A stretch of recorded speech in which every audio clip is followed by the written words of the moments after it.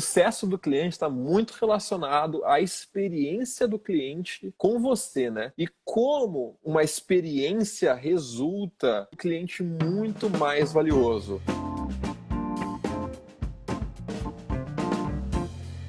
Aquela pesquisa de Harvard que clientes compram experiência e que nós brasileiros, segundo essa pesquisa, somos os clientes mais exigentes do mundo. A gente é muito exigente ao comprar, a gente escolhe muito bem e a gente valoriza aquelas empresas que também fornecem uma experiência. Então, se a sua empresa ela fornece uma experiência envolvendo produto ou serviço, o que acontece no final das contas, segundo essa pesquisa de Harvard? A experiência ativa emoções e bem-estar. Então, 95% das decisões são processadas através de emoções. E o que isso gera no final das contas? Clientes fiéis, leais, fãs, que compram novamente e indicam a sua marca. E segundo a pesquisa de Harvard, esses clientes que estão nessa categoria, eles compram 52% mais que os outros, e o que é muito legal, né? Então ajuda demais a gente a continuar segurando o cliente dentro de casa e faz com que a gente consiga crescer em função de tudo isso, né, Estevão?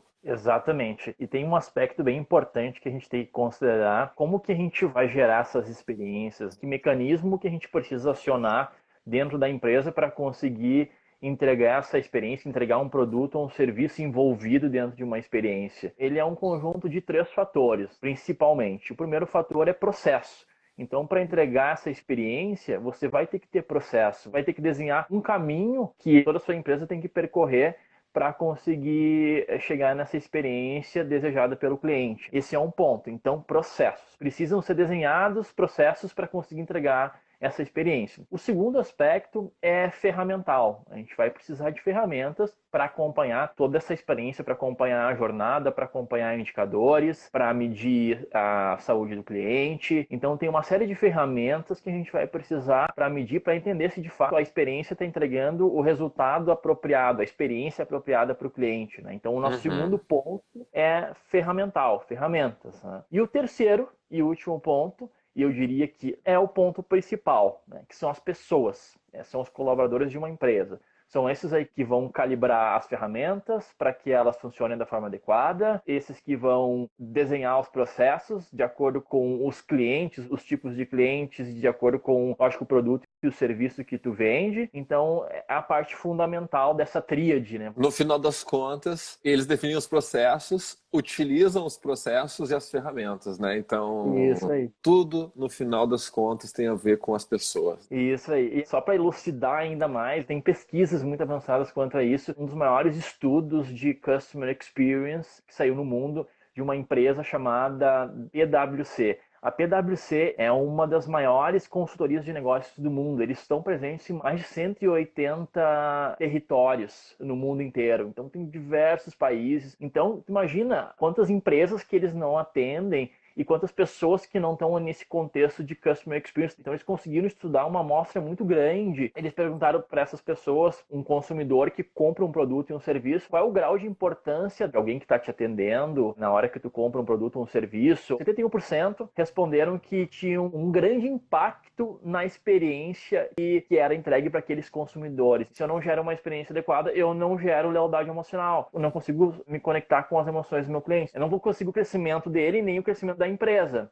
E aí, o que pode acontecer é, inclusive, um cliente cancelar. Vai muito ao encontro do que a gente tinha orgânico. Logo quando a gente montou a filosofia, a estratégia, na verdade era um setor naquela época, e eu ficava num papel muito técnico e eu não tinha esse conhecimento. Às vezes eu não entendia, eu não sabia responder. Eu disse, vou buscar essa informação com a equipe técnica. E o cliente, ele não gosta disso. Ele quer conversar com a pessoa que sabe de fato daquilo. Então, tem uma série de pessoas que precisam lidar com o cliente quer conversar com eles, mas as empresas, elas isolam muitas vezes uma área de atendimento e o cliente fica só nessa área e não conversa com o restante da empresa. E aí essa pesquisa de Customer Experience que saiu, ela revela que o cliente não gosta disso. Só que é isso que as pessoas estão fazendo hoje. Acabou sendo comprovado por essas pesquisas, né, que o errado, então, seria fazer um setor, né, existe sim a necessidade de ter algumas pessoas-chave que são apoio para a empresa do ponto de vista de sucesso do cliente, né, mas não adianta de nada ter essas pessoas se a empresa não tiver uma cultura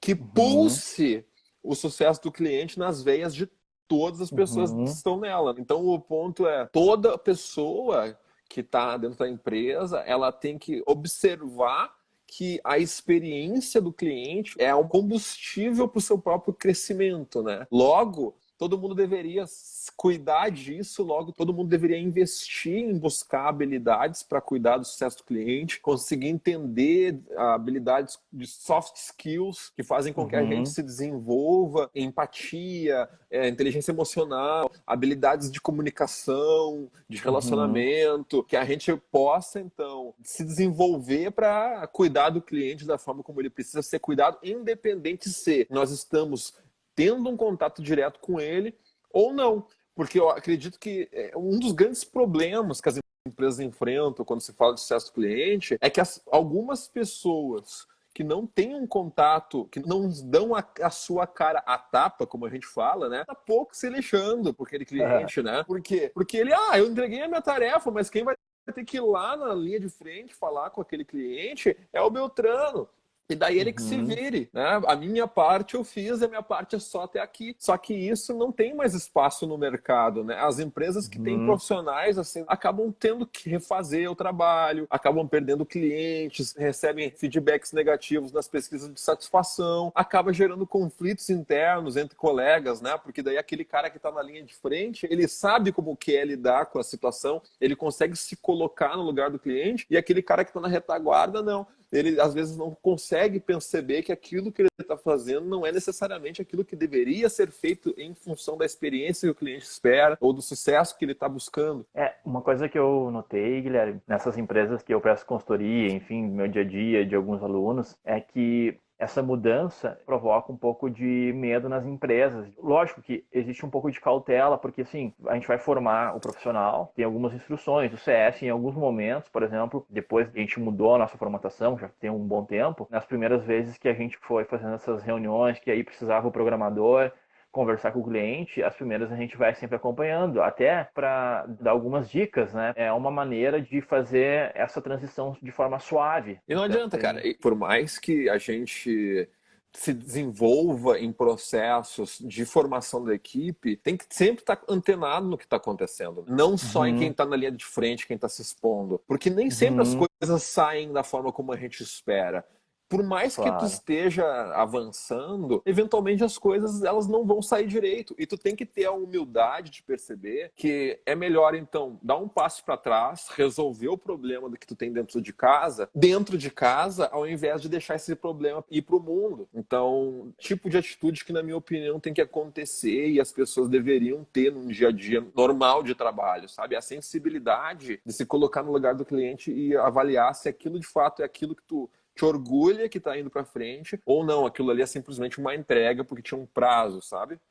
A partir do momento que tiver a mentalidade dessas pessoas de que o salário delas, quem paga de fato é o cliente, então isso vai começar a ser mudado, né? E aí não vai ser uma questão de que, eu faço só a minha parte, mas a tua parte consiste em conversar com o teu chefe, né? Com quem paga o teu salário. A gente tem um chefe na empresa, sem dúvida nenhuma, que vai avaliar a qualidade das entregas, vai avaliar uma série de coisas. Tem o gestor, diretor, coordenador, enfim, a gente sempre tem que se reportar para alguém, mas a gente sempre tem que se reportar para alguém mais o cliente. No final das contas, não interessa nada, por exemplo, se o Estevão é meu chefe, beleza. Eu entrego para ele, o Estevão tá satisfeito e aí o cliente não tá. Não adianta de nada, cara. E aí, beleza, eu tô agradando o meu chefe, mas o cliente vai embora, né? Meu chefe vai ter como me manter lá dentro? Não vai ter. Por quê? Porque uma empresa se alimenta de clientes, a gente precisa que os clientes estejam comprando. Essa que é a verdade no final do dia. Então, se a gente não cuidar desse cliente de uma forma excepcional, não tem o que fazer. Não interessa se o chefe adora a minha presença, se eu entrego as tarefas todas redondinhas, entre aspas, no que ele pede. Interessa se no final do dia o cliente está feliz. E é dentro desse contexto que a gente percebe uma falta de sensibilidade no mercado de forma geral, né? Os profissionais se importam muito com o seu próprio bem-estar e não percebem que o seu bem-estar é decorrente de uma satisfação de quem o contrata, né? E aí tu pensa o seguinte, no nosso caso, vamos lá, um analista de marketing está entregando para o gerente de projetos, o gerente de projetos está entregando para o cliente. Esse cliente aqui só vai gostar se o cliente dele gostar. Então, olha só, o cara que a gente tem que pensar é o cara lá da ponta final, né? Que se esse cara aqui gostar, ele vai comprar do meu cliente, que vai dar um feedback positivo para a empresa, no final das contas, né? Então, a gente tem que ter uma visão aberta de uma forma tão intensa que se a gente está cuidando do nosso próprio umbigo, a gente não tem a menor possibilidade de crescer. E aí eu ponho isso na mesa em qualquer contexto. Se eu sou vendedor e eu não consigo perceber que aquela pessoa ali tem determinados comportamentos, necessidades, anseios, eu não vendo para aquela pessoa de jeito nenhum. E aí essa sensibilidade ela tem que estar sendo desenvolvida em qualquer contexto. Por exemplo, muitas vezes o pessoal põe estagiários, nada contra estagiários, mas o que acontece? Um estagiário, naturalmente, é uma pessoa sem tanta experiência. Concorda, Estevão? É uma pessoa, deveria ser isso no final das contas, né? E daí põe uma pessoa sem muita experiência, às vezes, para atender uma porta na empresa. Cara, a entrada na empresa ela deveria já ser uma experiência, sabe? Só que aquela pessoa às vezes está extremamente nervosa. E daí ela tá com a cabeça baixa, ela não olha direito pro cliente, porque ela não foi treinada, porque talvez ela esteja no primeiro emprego. E ele é só um estagiário na visão dele, ele é uma pessoa menor, inferior, ele pensa. Então ela não se desenvolveu ainda em relacionamento, né? Isso acontece, a gente sabe, a gente já passou por isso, né? Cara, com o meu primeiro emprego eu tremia para trabalhar. Tá tudo bem, só que a empresa não percebe porque ela pensa assim, poxa, abrir porta não é importante. Cara, é muito importante. Tu tá recebendo teu cliente. A experiência de entrar é tudo, né? Sem dúvida nenhuma, isso que você tá falando é muito certo. E muito do que a gente fala de experiência tá nos pequenos detalhes, né? Não necessariamente tu precisa mover um mundo de coisas, um mundo de recursos financeiros para desenhar uma experiência assim assado. Às vezes, se tu parar para pensar, tem essas questões aí, como que tu vai abrir a porta, quem que vai abrir a porta, né? Hoje, a maior parte das empresas pensa o seguinte, quem vai abrir a porta é o profissional que tem um custo de hora mais baixo. É assim que é a mentalidade da maior parte das empresas. Mas ali está sendo a primeira impressão do teu cliente quando chega na tua empresa, né? E a primeira impressão é a que fica, e aí a impressão pode ser ruim, né? Exatamente.